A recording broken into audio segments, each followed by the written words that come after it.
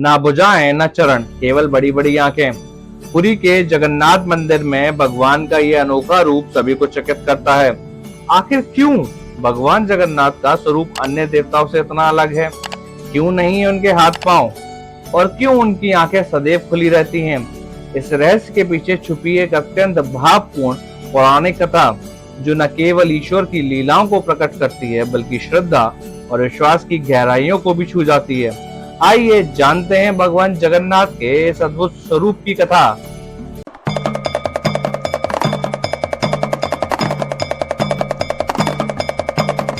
ना भुजाएं ना चरण, बड़ी बड़ी आंखें। पुरी के जगन्नाथ मंदिर में ईश्वर का स्वरूप ऐसा क्यों है? संस्कृतियों, त्योहार और रहन सहन की विविधता वाले अपने देश में कुछ त्योहार और उनकी रीतियां ऐसी हैं जो कि विश्व प्रसिद्ध है। ओडिशा के पुरी धाम स्थित जगन्नाथ मंदिर की रथ यात्रा इसी तरह का एक वार्षिक अनुष्ठान है। आषाढ़ महीने में शुक्ल पक्ष की द्वितीय तिथि को पुरी के श्री मंदिर से भगवान जगन्नाथ की उनके भाई बहन के साथ रथ यात्रा निकलती है, जिससे साक्षी देश भर के श्रद्धालु ही नहीं बल्कि विदेशी भी बनते हैं। जगन्नाथ कौन है और किसके अवतार है, इसे लेकर विष्णु पुराण, नारद पुराण और हरिवंश पुराण में विस्तार से जिक्र होता है।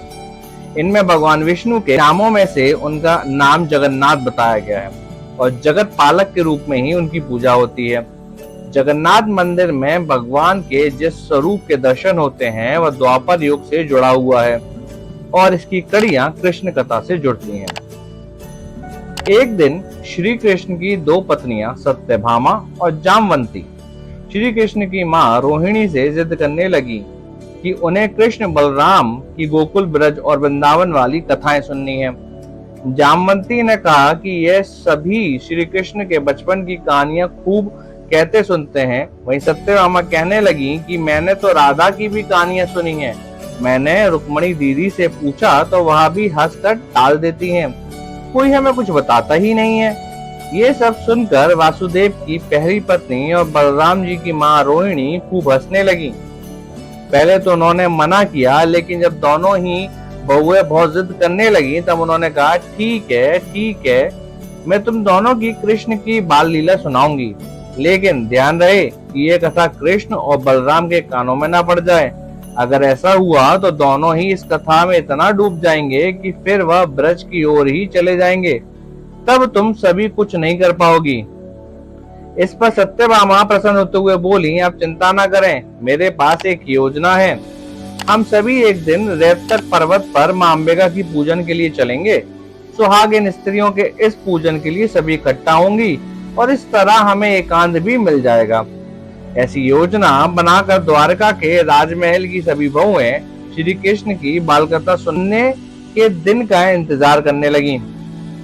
सभी बहुएं रोहिणी मां के साथ रेवतक पर्वत पर देवी अंबिका के मंदिर पहुंची।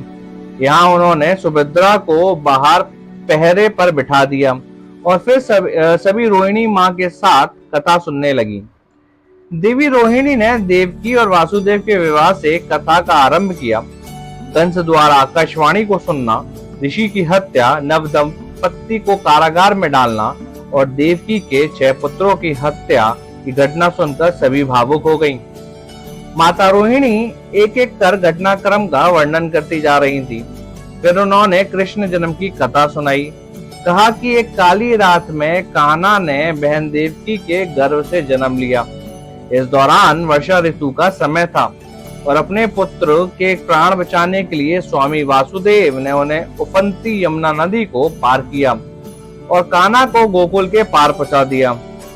तुम सबके दाऊ बलभद्र को मैं पहले ही गोकुल पहुंचा चुकी थी।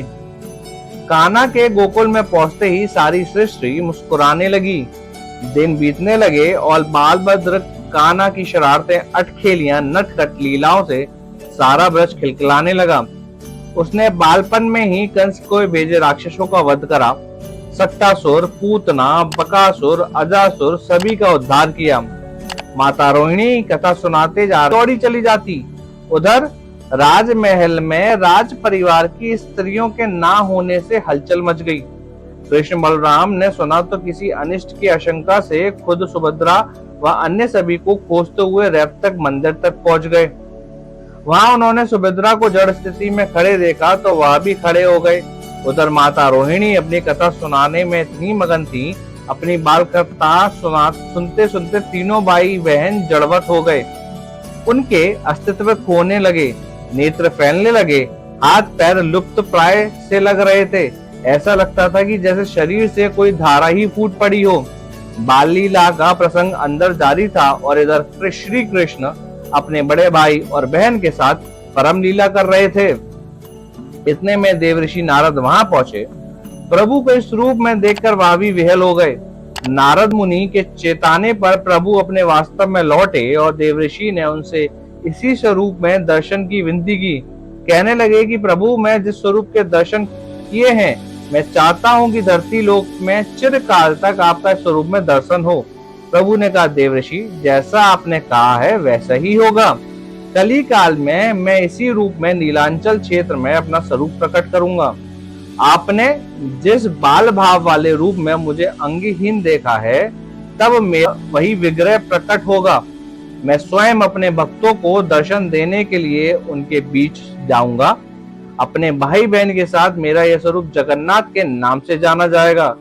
श्री कृष्ण के दिव्य वाक्यों के अनुसार कलयुग में उसी दिव्य स्वरूप के विग्रह ने प्रकट होकर जगन्नाथ प्रभु के रूप में भक्तों को दर्शन दिया।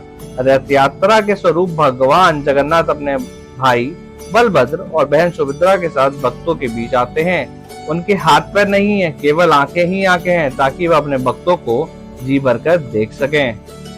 धन्यवाद।